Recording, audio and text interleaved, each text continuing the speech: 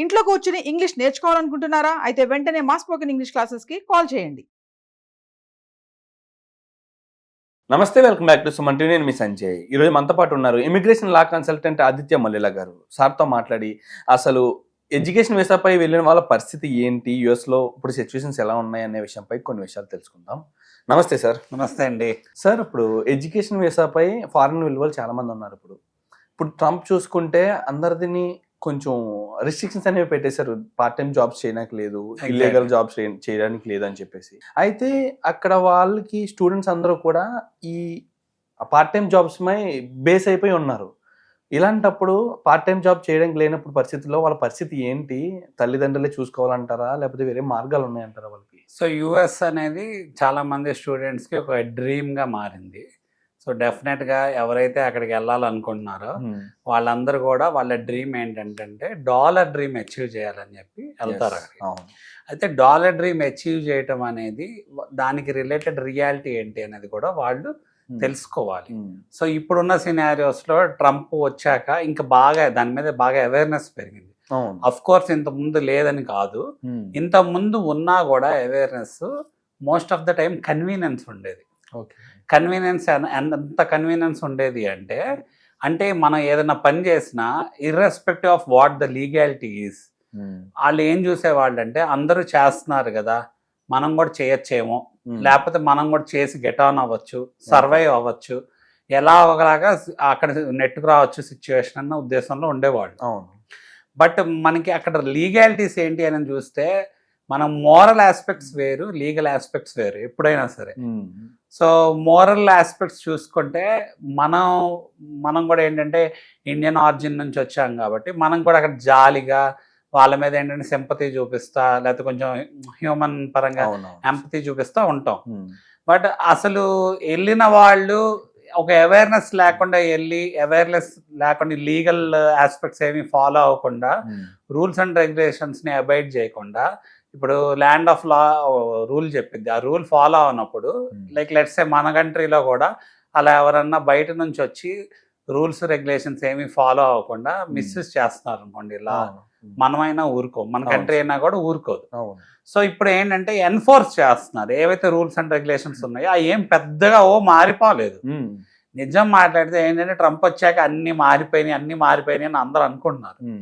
అసలు విషయం ఏంటి అంటే అన్ని మారిపోవటం కాదు, అక్కడ స్టాండర్డ్గా ఆల్రెడీ అక్కడ వెల్ ఎస్టాబ్లిష్డ్ రూల్స్ అనేది ఎప్పటి నుంచో ఉన్నాయి, కానీ ఇప్పుడు ఫాలో అవుతున్నారు. ఇప్పుడు ఏంటంటే ఆ రూల్స్ అప్పుడు కూడా ఫాలో అయ్యారు, బట్ ఏంటంటే ఎన్ఫోర్స్మెంట్ దగ్గరకు వచ్చేసరికి కొంతమంది దాన్ని అడ్వాంటేజ్ తీసుకుంటున్నారని ఐడెంటిఫై చేశారు. ఎప్పుడైతే ఐడెంటిఫై చేశారో ఈ ర్యాండమ్ రెగ్యులర్ ఏంటంటే డిపోర్టేషన్ అనేది రెగ్యులర్గా జరుగుతూనే ఉంటుంది. సో సెవరల్ కారణాల వల్ల జరగచ్చు. ఒక్కోసారి ఏంటంటే మనకు ఓన్లీ స్మాల్ స్కేల్లో జరిగినవి ఇంత మీడియాలో ఇంత లైమ్ లైట్లోకి రాకపోవచ్చు, బట్ రెగ్యులర్గా అన్ని కంట్రీస్లో డిపోర్టేషన్లో ఏంటంటే డాక్యుమెంటేషన్ పరంగా డిపోర్టేషన్, లేకపోతే ఇల్లీగల్గా ఎవరన్నా ఇమిగ్రెంట్స్ ఉంటే వాళ్ళని డిపోర్టేషన్ చేయటం, లేకపోతే ఓవర్ స్టే చేసి అక్కడే ఉండిపోతే దొరికితే వాళ్ళని డిపోర్ట్ చేయటం, ఇలాంటివన్నీ, లేకపోతే బ్లాక్ లిస్టింగ్ చేయటం, ఇవన్నీ రెగ్యులర్గా జరుగుతుంటాయి. బట్ ట్రంప్ వచ్చాక ఎక్కువ మంది అక్యుములేట్ అయిపోతున్నారు. ఇది ఏంటంటే ఓన్లీ ఇండియా కోసమే మాత్రమే కాదు, సో ఇండియన్స్ టార్గెట్ చేయడానికి మాత్రమే కాదు. సో మనం చూసుకుంటే యుఎస్ అనేది గ్లోబల్ కంట్రీ, మన వాళ్ళందరూ కూడా వెళ్ళేది ఎందుకు, గ్లోబల్ కంట్రీలో సెటిల్ అవ్వాలి, గ్లోబల్ ఎక్స్పోజర్ రావాలి. So different people from different diversified backgrounds అనేది ఉంటారు కదా.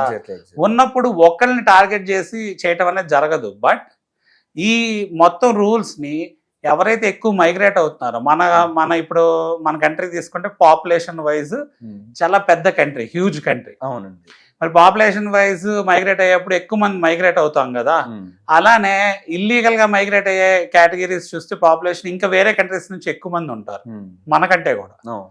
బట్ మన వాళ్ళు కూడా ప్రతి వీసాలో అడ్వాంటేజ్ తీసుకొని, అంటే వీసా ఒక స్టేటస్ని అడ్వాంటేజ్ తీసుకొని అక్కడ రూల్స్ అండ్ రెగ్యులేషన్స్ ఫాలో అవ్వక వాళ్ళ కన్వీనియన్స్గా ఉండేది ఏంటో చేయటము వల్ల వీళ్ళు ఏంటంటే ఇప్పుడు ఇబ్బందులు పడుతున్నారు. ఎందుకంటే అలాంటి వాళ్ళందరినీ ఐడెంటిఫై చేసి ఆ స్ట్రిక్ట్ మెసేజ్ పంపిస్తున్నారు. ఒక స్ట్రిక్ట్ మెసేజ్ పంపిస్తే ఏంటంటే నెక్స్ట్ వచ్చే వాళ్ళు కానీ, లేకపోతే ఇప్పుడు ఎవరైతే మిస్యూజ్ చేస్తున్నారు కానీ వాళ్ళు చేయకుండా ఉంటారు అన్న ఉద్దేశంతో. Okay sir. అయితే స్టూడెంట్స్ కి ఎప్పుడు కూడా దాని స్టూడెంట్ వీసా ఒక డైనమిక్స్ చూస్తే స్టూడెంట్ వీసాలో మనం వర్క్ చేయొచ్చా అంటే చేయొచ్చు. ఓకే, ఏ విధంగా? ఎప్పుడు ఎంత వర్క్ చేయొచ్చు, ఎలా వర్క్ చేయొచ్చు అనే దానికి రూల్స్ అండ్ రెగ్యులేషన్స్ ఉన్నాయి. సో ఆ రూల్స్ అండ్ రెగ్యులేషన్స్ ఏంటి అంటే మన కరిక్యులం బేస్ చేసుకొని, ఇప్పుడు ఫర్ లెట్స్ సే మన ఇంటర్నేషనల్ స్టూడెంట్ గా క్లాసిఫై అవుతున్నాం F1 కింద వీసా మీద వెళ్తుంటే, మరి వెళ్ళినప్పుడు ఓన్లీ ఆన్ క్యాంపస్ జాబ్స్ మాత్రమే మనం చేయటానికి ఉంటుంది. పర్ వీక్ ఓన్లీ 20 hours మాత్రమే చేయటానికి ఉంటుంది. ఓకే, అంటే ఆన్ క్యాంపస్ అంటే ఆన్ క్యాంపస్ అంటే మన వాళ్ళకి అక్కడ ఉన్న కాలేజ్ లో లేదా అక్కడ ఉన్న యూనివర్సిటీలో, యూజువల్ గా మన వాళ్ళు వెళ్ళేది యూనివర్సిటీస్ కదా. యూనివర్సిటీస్ లో అంటే ప్రైవేట్ యూనివర్సిటీస్ ఉంటాయి, పబ్లిక్ యూనివర్సిటీస్ ఉంటాయి. మనం అంటే వాడుక భాషలో ఇక్కడ కాలేజెస్ అంటా ఉంటాం. సో అక్కడ కమ్యూనిటీ కాలేజెస్ కూడా ఉంటాయి. బట్ మోస్ట్లీ ఏంటంటే అందరు యూనివర్సిటీస్కి వెళ్తారు. స్టాండర్డ్ గా ఉంటుంది యూనివర్సిటీస్ లో అయితే, బాగా చదువు బాగుంటుంది. యూనివర్సిటీస్ అనగానే చాలా పెద్దవి ఉంటాయి. సో యూనివర్సిటీస్ లో కూడా రకరకాల జాబ్లు ఉంటాయి. రకరకాల జాబ్లు అంటే టెక్నికల్ జాబ్స్ ఉంటాయి, ఒక్కోసారి నాన్ టెక్నికల్ జాబ్స్ కూడా ఉంటాయి. స్టూడెంట్ వర్క్ మనం చేయాలనుకున్నప్పుడు మన ఆలోచన ఏంటి అంటే, మన కోర్స్ రిలేటెడ్ మన రెజ్యూమ్ లో లేకపోతే మన కరికులం వీటేలో మన కెరియర్ కి రిలేటెడ్ ప్రొఫైల్లో యాడ్ అవ్వాలి అంటే ఎలాంటి వర్క్స్ యాడ్ అవుతాయి అంటే, మన కోర్స్ కి రిలేటెడ్ టెక్నికల్ జాబ్స్ ఏమైనా దొరుకుతున్నాయా లేవో ఆన్ క్యాంపస్ మనం చూసుకోగలం. ఆల్రెడీ మన కరికులం మన మంచి యూనివర్సిటీకి వెళ్తే మన ఇంటర్నేషనల్ స్టూడెంట్స్ లైక్ లెట్స్ సే ఒక 12 credits మెయింటైన్ చేయాలనుకోండి స్టేటస్, ఆ లోడ్ అనేది వాళ్ళకి ప్రిపరేషన్ కి, లైబ్రరీకి వెళ్ళి చదువుకోవడానికి వీటికి కూడా కొంతవరకు సరిపోద్ది. సో అది కాకుండానే 20 hours మీరు ఆన్ క్యాంపస్ పని చేయడానికి అవైలబిలిటీ ఉందని చెప్పేసి US లో రూల్ పెట్టారు ఫారెన్ స్టూడెంట్స్ కి. మరి మీకు ఏంటంటే రీసెర్చ్ అసిస్టెంట్షిప్, టీచింగ్ అసిస్టెంట్షిప్ ఇలా అంటారు.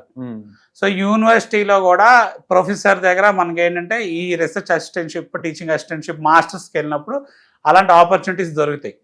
అవి వాటిల్లో మనకి ఏంటంటే మన ఒక ప్రొఫైల్లో యాడ్ అయ్యిద్ది అనమాట అలాంటి జాబ్స్ చేసినప్పుడు. అంటే సరే జాబ్ లా వస్తుందా, ఇంటర్న్షిప్ లా అవుతుందండి? అది జాబ్ లాగే వస్తుంది. అంటే మనకి ఇంటర్న్షిప్ అనేసరికి మళ్ళీ సిపిటి ప్రోగ్రామ్ అని ఉంటుంది.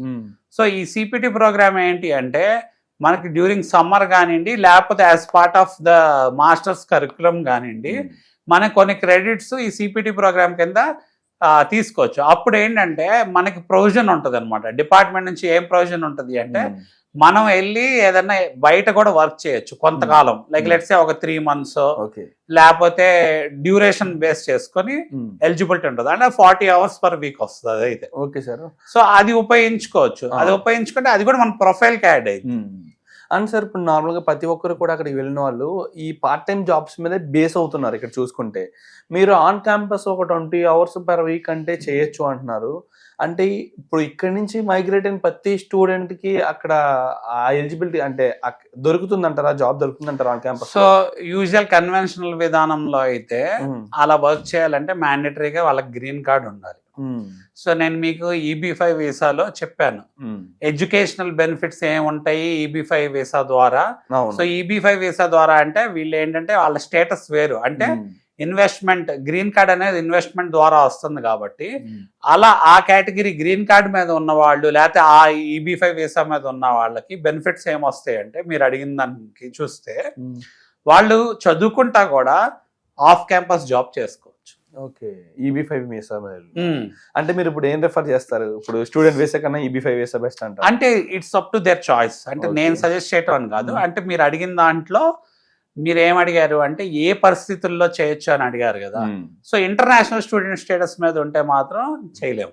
ఓకే, బట్ ఏంటంటే వేరే స్టేటస్ మీద ఉంటే మనం చేయగలం. వేరే స్టేటస్ కూడా కొన్ని ప్రొవిజన్స్ ఉంటాయి. ఇప్పుడు ఆ వేరే స్టేటస్ ఏంటి అంటే, నేను ఇప్పుడు చెప్పా కదా EB-5 వీసా స్టేటస్ అనేది, దాని మీద మీరు వర్క్ చేసుకోవచ్చు. ప్లస్ ఏంటంటే మీకు ట్యూషన్ ఫీ కూడా తక్కువ ఉంటుంది. ఇన్ స్టేట్ కనుక మీరు క్వాలిఫై అయితే ట్యూషన్ ఫీ పరంగా చూసుకుంటే ఆల్మోస్ట్ ఇప్పుడు ఒక మనిషి ఒక 50 లక్షలు కడుతున్నాడు అనుకోండి, కొన్ని స్టేట్స్ లో ఇన్ స్టేట్ మీరు క్వాలిఫై అయితే జస్ట్ ఒక 30 lakhs 20 lakhs మీ ట్యూషన్ ఫీ అయిపోయే సిచ్యువేషన్. ఓకే, ఇప్పుడు మనకి ఇన్కమ్ సోర్స్ ఏంటి, అక్కడ రూల్స్ అండ్ రెగ్యులేషన్స్ ఏంటి అని ఇప్పుడు వెతుకుతూ భయపడుతూ ఉన్నారు అందరూ కూడా. డెఫినెట్ గా సోర్స్ అనేది ఉందని చెప్పేసి మీరు తెలియజేశారు. అవును, సోర్స్ ఏంటంటే ముందు వెళ్ళిన వాళ్ళకి రీజనబుల్ ఎక్స్పెక్టేషన్స్ ఉండాలి, లేకపోతే వాళ్ళకి ఇనఫ్ అమౌంట్ ఆఫ్ డబ్బులు పెట్టుకొని వాళ్ళు వెళ్ళాలి. ఎందుకంటే వాళ్ళు డిక్లేర్ చేసేటప్పుడు కూడా ఏమని డిక్లేర్ చేస్తారంటే, మా దగ్గర రిసోర్సెస్ ఉన్నాయి, లేకపోతే ఎవరో మాకు ఎడ్యుకేషన్ కి స్పాన్సర్ చేస్తున్నారు అని చెప్తారు.